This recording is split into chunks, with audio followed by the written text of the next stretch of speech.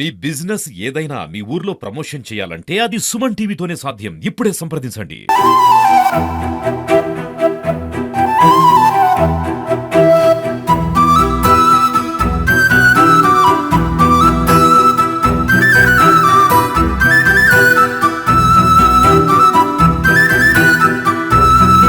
నమస్తే, welcome to Suman TV.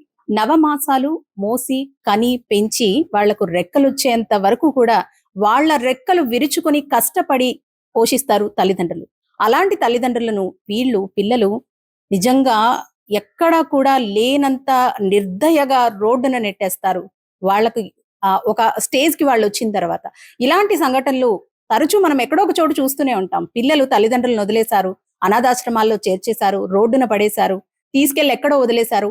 ఇటువంటి మాటలు తరచూ వింటూనే ఉంటాం. విన్నప్పుడు మనకి ఒక రకమైన బాధ అనిపిస్తుంది. కానీ అది ఎంతసేపు ఉంటుంది? 5 నిమిషాలు, 10 నిమిషాలు, మహా అయితే ఒక రోజు గుర్తించుకుని బాధపడతాం. తర్వాత వాటి గురించి మనం పట్టించుకోం. కానీ అలాంటి వాళ్ళందరినీ అక్కున చేర్చుకుని మన అనే ఫీలింగ్ వాళ్ళకి కనిపిస్తుంది మన ఇల్లు. అయితే ప్రస్తుతం మనతో పాటు ఈ మన ఇల్లుని రన్ చేస్తున్న సత్యనారాయణ గారు ఉన్నారు. సార్ నమస్తే అండి. ఎంతో మంది పిల్లలు తల్లిదండ్రులను రోడ్డుకి ఈడ్చేస్తున్నారు. అది వాళ్ళ దగ్గర ఉన్న ఆస్తులు కాజేసో, లేదంటే ఒక స్టేజ్కి వచ్చిన తర్వాత తల్లిదండ్రులను చూడడం ఇష్టం లేక బయటకు గెంటేస్తారు. అలాంటి వాళ్ళనే కాదు, మీరు ఎంతో మందిని ఇప్పుడు జనరల్ వార్డ్ లో ఉన్న వాళ్ళు కానివ్వండి, లేదంటే అన్నోన్ వార్డ్ లో ఉన్న వాళ్ళు కానివ్వండి, వీళ్ళందరినీ కూడా తీసుకొచ్చి వాళ్ళకి సేవలు సపర్యలు చేస్తున్నారు. ఓల్డ్ ఏజ్ హోమ్, వృద్ధాశ్రమం అని ఎక్కడ కూడా వాళ్ళకి ఆ ఫీలింగ్ రాదు. ఆ మాట మీరు కూడా అననివ్వరు. అసలు ఎలా అనిపించింది మీకు ఈ మన ఇల్లుని స్టార్ట్ చేయాలని? థ్యాంక్ యూ అండి. మీరు మొదటగా సుమన్ టీవీ వారు ఇక్కడికి వచ్చినందుకు, మన ఇల్లుని 10 మందికి తెలియజేయాలన్నందుకు. అసలు ఫస్ట్ థింగ్ ఏంటంటే, నేను ఒక ప్రొఫెషనల్ డిటిడిసి కొరియర్లో పనిచేస్తానండి. నాది చిన్న మధ్యతరగతి కుటుంబం. సో ఈ స్థితిలో ఏంటంటే, మేము ఏదైనా సేవ చేయాలనుకున్నప్పుడు ఏదైనా ఇన్వెస్ట్మెంట్తో కూడిన పని సేవ కూడా ఏదైనా చూడాలంటే ఫైనాన్షియల్ లేకుండా సేవ చేయలేం. అలాంటి సమయంలో గవర్నమెంట్ ఆసుపత్రిలో ఒక వార్డు ఉందని మాకు ఒక స్నేహితుడి ద్వారా తెలిసింది. సో అక్కడికి వెళ్ళి సేవ చేయొచ్చు కదా మనం అని అక్కడ మొదలు పెట్టాం. అంటే అక్కడ ఏమీ పేమెంట్ చేయక్కర్లేదు, సో ఆర్థికతో పని లేదు, నిజంగా సేవ చేయాలని మార్గం ఎంచుకుంటే ఆర్థికత పని లేదని అక్కడ మొదలు పెట్టాం.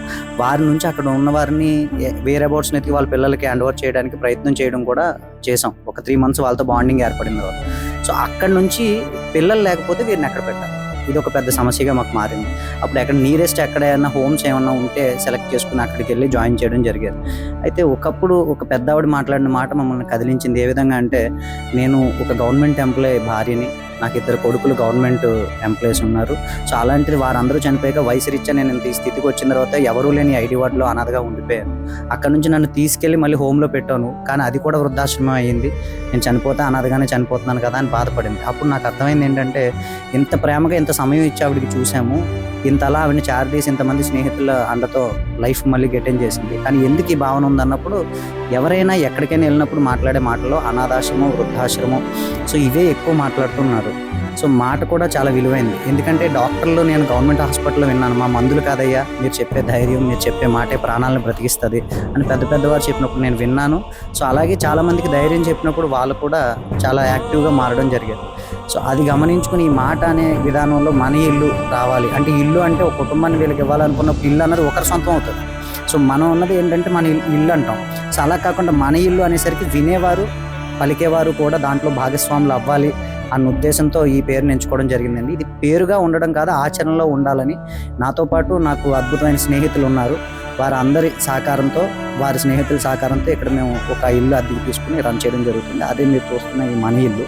సో ఇందులో ఏంటంటే, ఒక వ్యక్తి వచ్చే వరకే అనాథాన్ని ప్రపంచం పిలవచ్చు, ఒకసారి వచ్చిన తర్వాత మేము సొంత వారిలాగే చూసుకుంటాం. వీరి చివరి అంటే వయసు రీత్యా వాళ్ళ కాలం చేసినా సరే వారి కార్యక్రమాలు కూడా మేము సొంత బిడ్డల వలె వారు కోరుకున్న విధంగా జరిపించడం జరుగుతుందండి. తర్వాత వారు లేకపోయినా, అంటే వారి కార్యక్రమాలు అయిన తర్వాత చిన్న రోజు, పెద్ద రోజు, సంవత్సరికాలు కూడా ఇక్కడ జరిగితే వారి ఫోటోలు కూడా హాల్లో ఉంటాయి.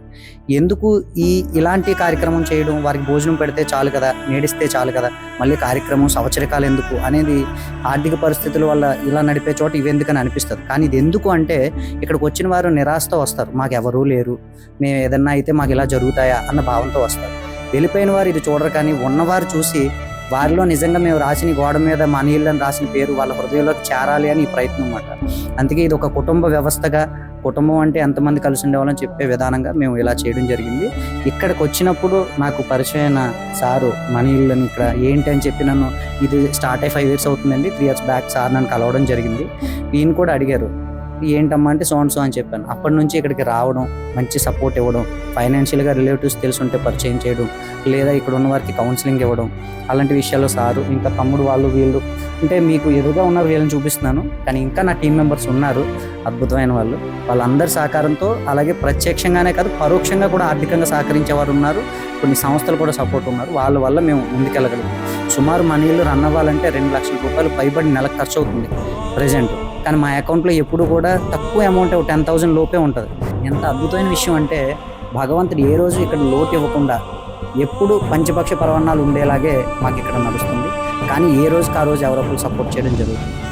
ఈ విధంగా మన ఇల్లు నడుస్తుందని మీ అందరికీ తెలియజేసుకుంటున్నాను. దీన్ని అందరూ మన ఇల్లుగానే తీసుకోవాలని, ఇది మన అందరి ఇల్లని మీ సుమన్ టీవీ ద్వారా నేను అందరికీ తెలియపరుచుకున్నాను.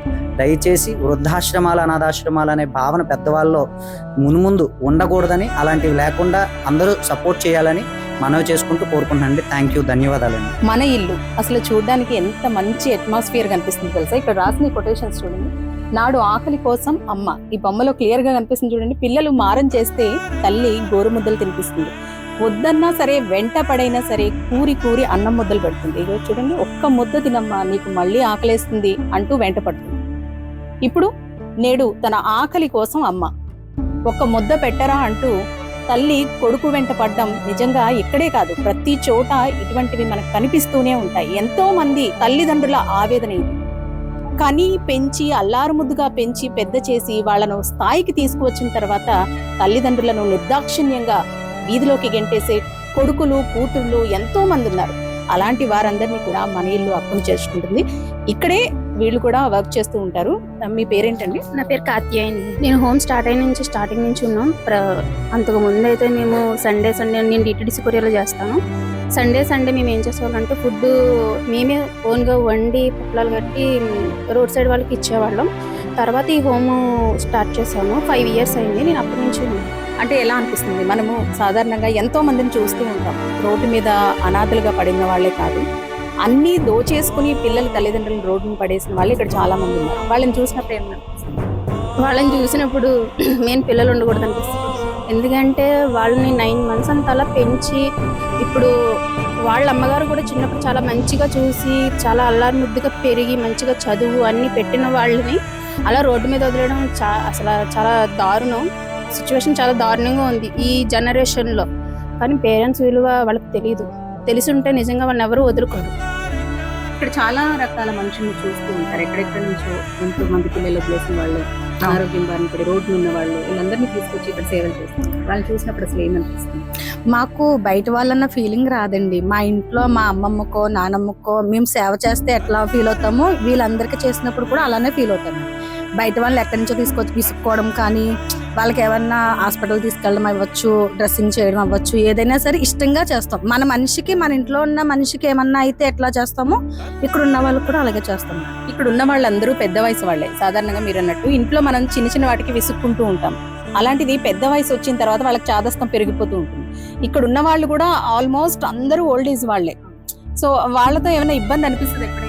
వస్తుందండి. అంటే వాళ్ళు మీరే అంటున్నారు కదా మేడం పెద్దవాళ్ళని, వాళ్ళు కూడా ఒక్కొక్క టైంలో ఏదన్నా తెమ్మని చెప్పొచ్చు మేడం. ఆ టైంలో మాకు అవ్వకపోవచ్చు, తెమ్మన్నారు కదా తేలేదు అని అనుకోవచ్చు. ఆ టైంలో వాళ్ళు విసుక్కుంటారు మేడం.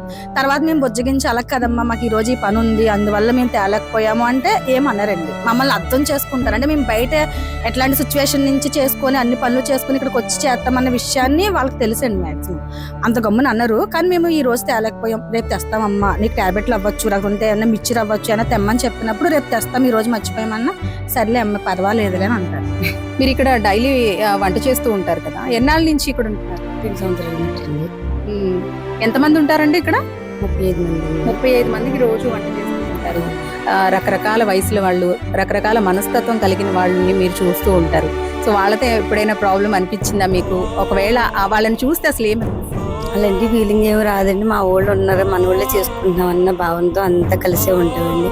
వాళ్ళు ఇప్పించినా మేము ఇప్పించినా అలాంటి ఇబ్బంది ఏమి రాకుండా ఒకరినొకరు చక్కబడి చేసుకుని చేస్తాం. ఎవరైనా ఏమైనా అడుగుతుంటారా? అమ్మ నాకు ఈ రోజు ఇది వండు అది వండు, లేదంటే ఈ కూర కావాలి ఆ కూర కావాలని ఎవరైనా అడుగుతూ ఉంటారా? అప్పుడు మీరు ఏం చెప్తారు? అందరూ అడుగుతారండి. వాళ్ళకి నచ్చిన విధానంగా ఒక రోజు ఒకరి విధంగా చేసుకుంటూ ఉంటామండి. నచ్చిన కూరలు వండి ప్రాసెస్ పెట్టుకుంటామండి. ఆ విధంగా జరుగుద్దండి.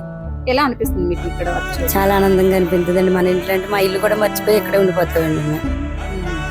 అందాలనిపించదు. ఈ హోమ్ లో ఉన్న వృద్ధులకి చాలా మంది సేవలు చేస్తూ ఉంటారు.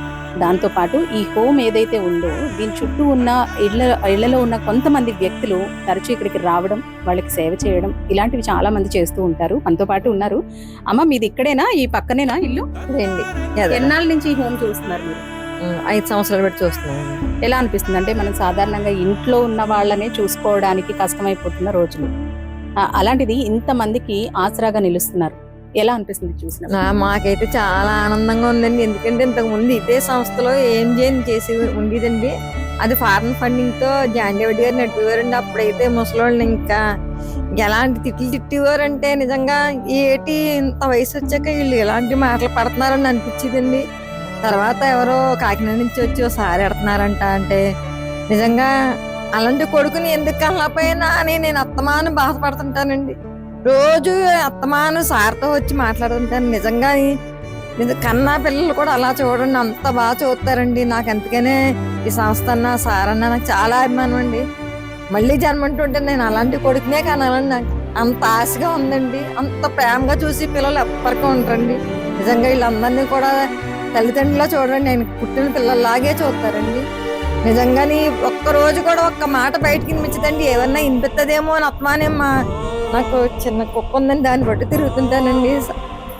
అంత బాగా చూస్తారండి. నిజంగాని 2 కళ్ళు సరిపోవండి, అంత బాగా చూస్తారండి.